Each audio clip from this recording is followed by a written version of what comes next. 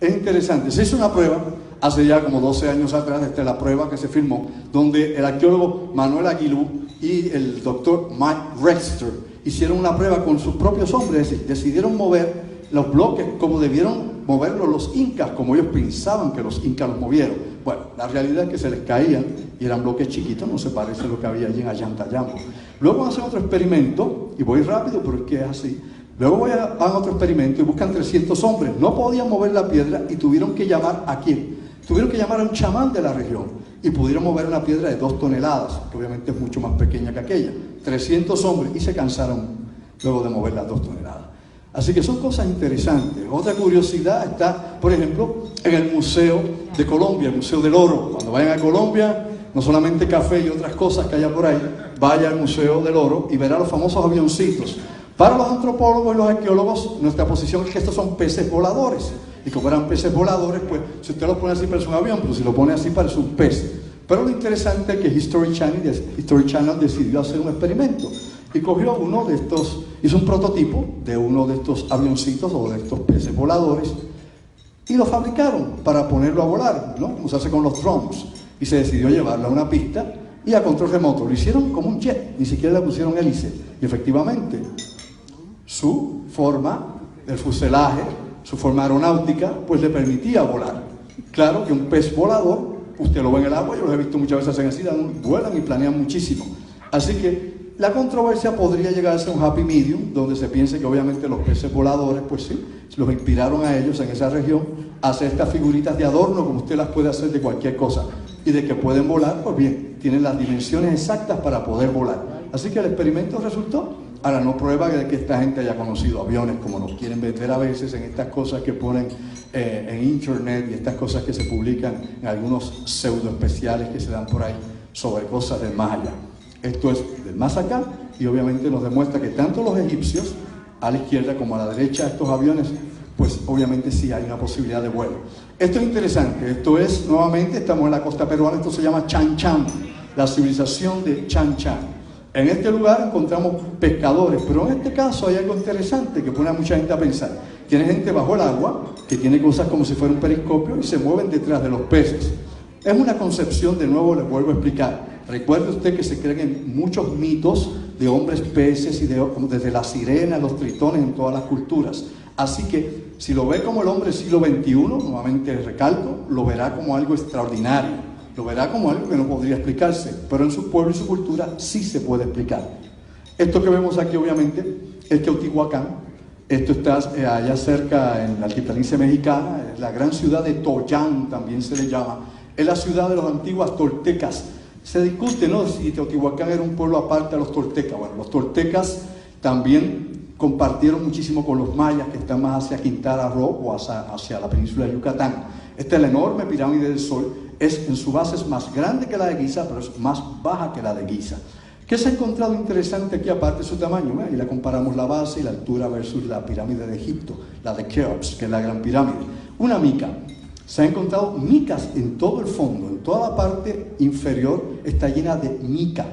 Por alguna razón se hizo mica. Hay quien dice que era que esto servía para hacer corrientes eléctricas.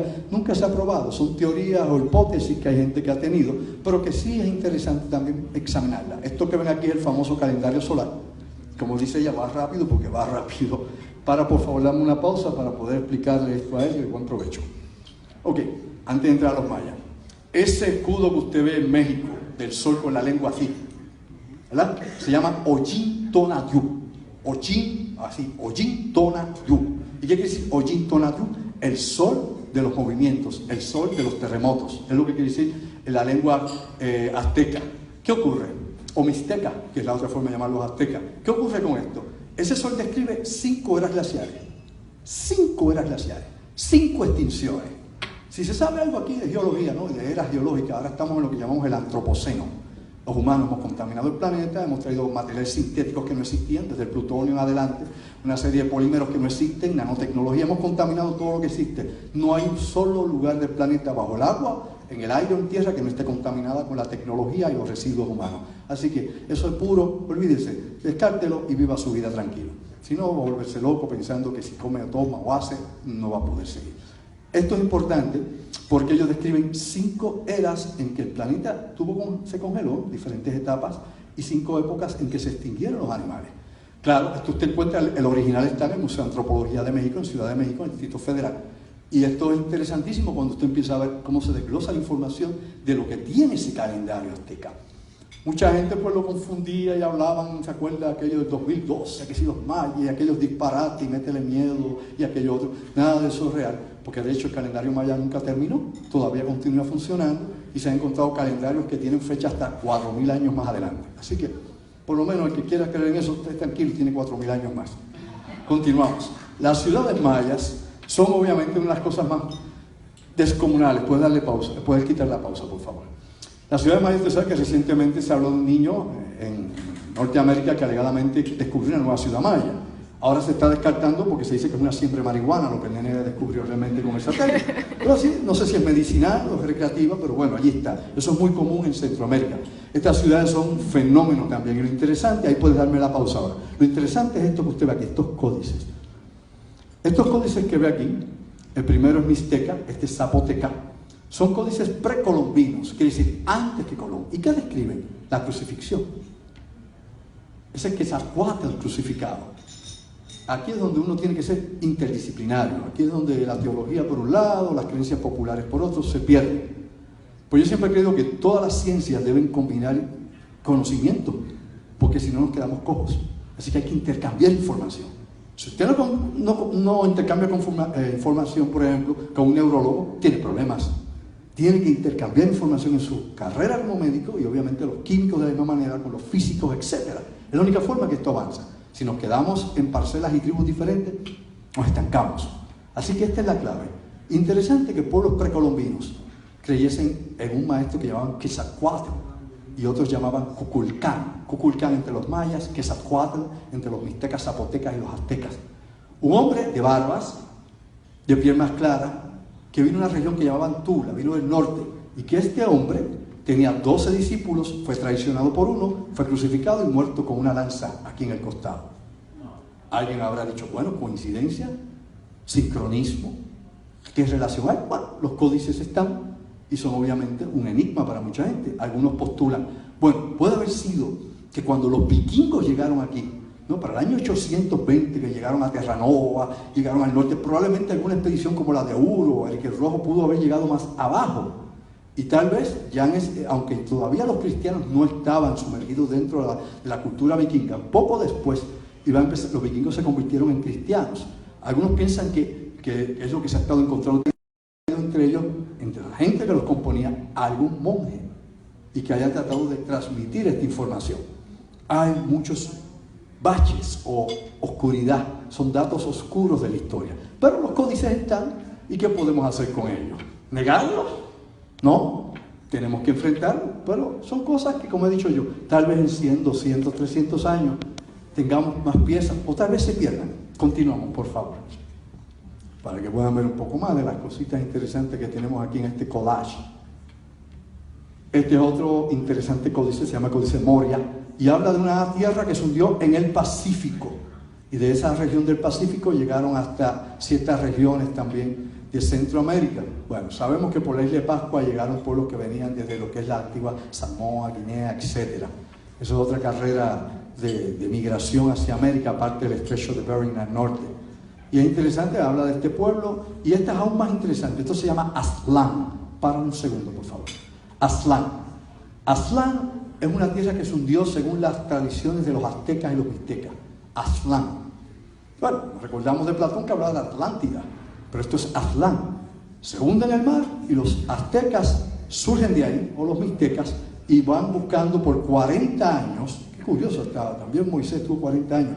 40 años entre desiertos por Sonora, por allá por Texas, hasta que llegan a Centroamérica y llegan donde fundan la ciudad de Tenochtitlán, en un lago. ¿Por qué? Iban a encontrar sobre un nopal un águila comiéndose una serpiente, y era el símbolo que su dios Huitzilopochtli les había dado. Llegaron a este lugar y vieron esa águila comiéndose eso y dijo, ese es el símbolo que los dioses nos dieron, ahí es donde vamos a hacer. ¿Y dónde es? Pues un pequeñito islote en medio de un lago. Y decidieron construir, bueno, las grandes las grandes islas que hicieron Tenochtitlan, donde actualmente está México, donde está el Zócalo mexicano, donde está todo eso, y cuando la tierra se mueve allí, como es inestable, porque eso era agua antes, pues le va a pasar lo mismo que va a ocurrir aquí donde usted está. Sabe que el día que hay un terremoto, todo el condado se va porque está sobre arena. Así que bueno, no pasa nada, no es para decirnos el tema. Continuamos por favor. No, que no me dé por temblar ahora. Mala suerte, ¿verdad? Los extranjeros. Bueno, la evidencia arqueológica nos trae cosas bien interesantes. Son figuras que no deberían existir. Hay tantas piezas regadas. Hombres barbados, cuando la mayor parte de los nativos o eran lampiños o se depilaban. El pelo, como la chivita que yo tengo, vea que lo ponen con chiva, significaba para ellos ser animal, ser sucio. Así que los que tenemos barba o chiva no entrábamos en ese negocio. Obviamente encontramos hombres parecidos a fenicios en el cabello, con diferentes facciones que no son precisamente, ¿no?, la morfología de estas personas, no la biométrica que tienen ellos, es totalmente diferente. Objetos raros, cosas que realmente pues, no sabemos qué significan. Algunos dicen que ese es el viaje en el inframundo, o los negros en América, como por ejemplo las cabezas olmecas. Hay dos formas de explicar estas cabezas olmecas y se las vamos a dar ahora, porque es lo oficial y lo otro la discusión. Por favor, la pausa, dale que tú puedes. Ahí, ok. La teoría principal. Los olmecas, como todos los pueblos mesoamericanos, adoraban al jaguar. O sea, el jaguar era la criatura o el depredador más poderoso en todo Centro y Sudamérica, el jaguar. El jaguar negro, de hecho el jaguar es más grande que el leopardo. La pantera grande negra es un jaguar de América, no es obviamente el leopardo o el leopardo negro que pueda darse allá, o leopardo que se da en África. Pues bien, ellos lo adoraban como la criatura, el máximo depredador. ¿Qué pasa? Los niños con síndrome de Down les recordaban a ellos a los leopardos. Tú me dices, ¿por qué? Por este gesto. Ese gesto. Ellos lo asociaban con el jaguar. ¿Y qué ocurre? Los niños que tenían, por ejemplo, síndrome de Down, para ellos eran mágicos. Y se les daba culto. O sea, un niño con síndrome de Down era tratado como un dios, como si fuera Krishna, que nació en India. Lo mismo, como un dios. ¿Y qué pasa? Eran los niños que, por ejemplo, en la cultura olmeca, jugaban el juego de la pelota, el juego estelar. La bola era el sol, igual que el patú lo jugaban los taínos aquí, los arahuacos, los mayas, se jugaban también a los enemigos, etcétera, y los aztecas. Bueno, ese era el juego de ellos, la pelota. Esa es la versión oficial. La otra versión es que son rangos negroides y que fueron negros que llegaron aquí. Tal vez una expansión en algún momento de las antiguas culturas, como las piedras fenicias que se dicen que hay aquí en Puerto Rico, las que mencioné hace un rato, ¿no?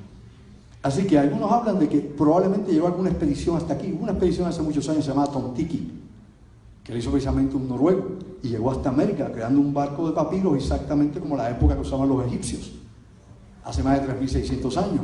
Y llegó a América fácilmente, sin ningún problema, con una canoa de papiro. Así que no subestimen el ingenio humano jamás. De hecho, tampoco subestiman a los idiotas, a veces se les ocurren cosas, ¿saben? Continuamos. Hay cosas muy aquí.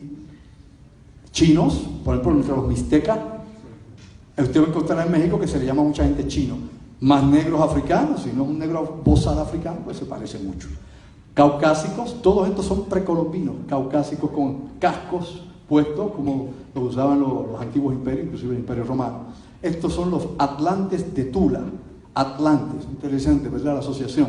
Todos tienen una lágrima porque se supone, según la tradición y el antiguo culto, eran de la época prediluviana, antes de un gran diluvio. Recuerde que esto del diluvio viene por la descongelación de la última era glacial. Eso es toda la explicación que dio el hombre primitivo y que se heredó de boca a oído hasta las culturas. Obviamente de este lugar es que venía el dios Quetzalcóatl. Quetzalcóatl quiere decir serpiente emplumada. Y ahí alegadamente él venía peregrinando con sus discípulos y le decía a los pueblos como los aztecas y los toltecas que no sacrificaran gente, que no mataran al ser humano, que se amaran unos a otros, que ese era el mensaje de la divinidad. Y obviamente a pueblos politeístas como este, venirle con una idea monoteísta era demasiado difícil. Igual ocurrió en Egipto con Amenhotep IV o Imhotep, que creía precisamente en un solo Dios, en Atón. Pero estas son las esferas que se encuentran en Costa Rica. Cuando vaya a Costa Rica, pida que quiere ver las esferas de piedra. Nadie sabe qué son. Nadie sobre la faz de la tierra sabe qué son. Son idénticas a aquellas que usted vio en Bosnia, cerca de la Legada Pirámide, y son enormes. Y nadie sabe. Están hechas de diferentes tipos, de piedra plutónica también, de piedra durísima. Así que nadie sabe cuál es su propósito. Hay cientos y cientos de ellas. ¿Cómo se encontraron? Bueno, la United Fruit, esta corporación norteamericana, sembraba guineos, ¿no?, y plátanos en toda la región de Centroamérica, y las encontraron cuando estaban limpiando el terreno. Esto es aquí en Puerto Rico. Esto es un hallazgo que hicimos junto con los científicos que trabajan en biología marina, ¿no?, en Magueyes, en la Universidad de Puerto Rico. Usando un satélite descubrimos algo que está bajo el agua cerca de la costa del suroeste de Puerto Rico, una estructura marina, las ruinas de una estructura.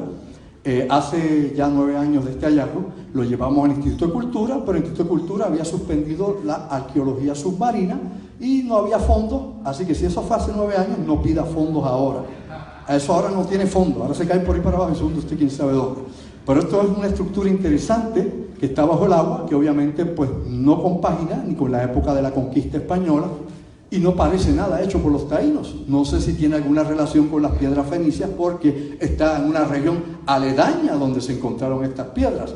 Así que son piezas de ese pasado, ¿no?, de ese rompecabezas del pasado que no hemos podido ensamblar. Esta es una expedición que hicimos hace ya prácticamente 9 años atrás. Tuvimos la colaboración del doctor George Esmal, que es de la Universidad de Florida, que nos acompañó en esta expedición, es arqueólogo, y le interesó lo que habíamos visto el agua. Para sorpresa nuestra encontramos que había otra estructura, pero en la tierra, una especie de muralla que pueden ver ahí entre el follaje, que nadie nunca se preguntó qué hacían esas piedras así. Así que nos dedicamos a dar una pequeña mesura, lo reportamos también en el Instituto de Cultura, a otros colaboradores y amigos de la universidad, a ver si se les interesaba, pero no hay dinero para estudiar esta muralla, que tiene 240 pies de largo, ¿ok?, por 7 pies de alto, y que los pescadores de la región le dicen la piedra de los indios. Así que piedra puesta sobre piedra, no sabemos, se quedará ahí porque no hay dinero y nadie le ha interesado pues continuar la investigación. Tendremos que buscar un grant de Norteamérica. Esto es en Crimea y encontramos más o menos estructuras parecidas nuevamente allá en Crimea. Usted sabe ya la situación con Vladimir Putin y todo lo que ha ocurrido allí. Y tenemos el mismo tipo de estructura de murallas aquí. Relación, pues nada, que en la época megalítica se construía con piedra, simple. No es que hayan llegado de allá aquí ni de aquí a allá. Este es el Parque Ceremonial de Tibes en Ponce. Aquí hicimos una investigación junto con el US Geological Survey, junto también con el Cuerpo Ingeniero del Ejército de los Estados Unidos, porque hay unos objetos que están bajo esa plaza a 6 pies de profundidad, que son metálicos, pero nunca se han desenterrado y el arqueólogo a cargo de esto no le ha interesado, obviamente, hacer la excavación. Pero el US Geological Survey y el Cuerpo Ingeniero del Ejército de los Estados Unidos colaboró conmigo para ese tipo de trabajo. Como le dije, era una charla breve, rápida, había que sintetizarla. Acabamos a las 8:32. Gracias. Y lamento que la niña a lo mejor tiene una explicación más prolongada y profunda, pero obviamente ya eso es a nivel, obviamente, de hacer otro tipo de presentación. Preguntas sobre este tipo de cosas que tengan, dudas, porque yo tengo muchísimas, si ustedes las tienen, las pueden compartir. Si no, pues estamos esperando por un misterio nuevo y algo que nos pueda tal vez deslumbrar. Recuerde algo, el pasado cambia, la historia se revisa, las cosas no se quedan estáticas. Hay un sinnúmero de eventos que creíamos que habían sido de una forma y según se hacen nuevos descubrimientos se cambian y se empieza a ver la vida de otro punto de vista. Inclusive la historia de Puerto Rico cambiará, como toda la humanidad seguirá descubriendo cosas y trataremos no de ensamblarlas. ¿Alguna pregunta antes que me tenga que retirar? Ok, con la dama primero. ¿Qué área de Puerto Rico está lo que nos ¿Quiere ir a ver? Eso está cerca de... Te lo voy a decir, ¿qué te vas a llevar? No podría sacar un peñón de aquello. Eso está cerca, muy cerca de la bahía biofluorescente de La Parguera. Muy cerca. Es un callo que está bajo protección del fideicomiso de conservación. Ese fideicomiso tiene este lugar ahora y